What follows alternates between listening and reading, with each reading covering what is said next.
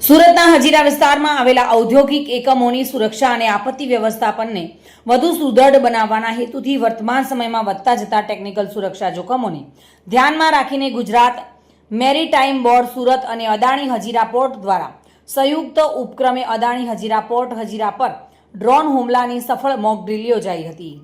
Adani Hazira port પર અજાણ્યા શંકાસ્પદ ડ્રોન દ્વારા લિક્વિડ જેટી અને લિક્વિડ ટર્મિનલ પર હવાઈ ડ્રોન હુમલા થયો હતો। કવાયતની શરૂઆત ઓન સાઇટ ઇમરજન્સી તરીકે થઈ હતી। સતર્કતાના ભાગરૂપે કાર્ગો હેન્ડલિંગ, શિપ મૂવમેન્ટ અને ક્રેન ઓપરેશન તાત્કાલિક ધોરણે બંધ કરી દેવાઈ હતી। પોર્ટ સિક્યુરિટી યુનિટ્સ, CISF અને મરીન પોલીસ હાઈ એલર્ટ થઈ પોર્ટ પરના તમામ કર્મચારીઓને સુરક્ષિત સ્થાને ખસેડવા માટે સૂચના આપવામાં આવી હતી। જોકે યુદ્ધ જેવા હવાઈ ડ્રોન હુમલો બોટ દ્વારા પાણીનો મારો ચલાવવામાં આવ્યો હતો। અદાણી હરાજી પોર્ટ પર લિક્વિડ જેટી, લિક્વિડ ટર્મિનલ પર સુરક્ષા સજ્જતા ચકાસવા માટે મોક ડ્રીલ યોજાઈ હતી।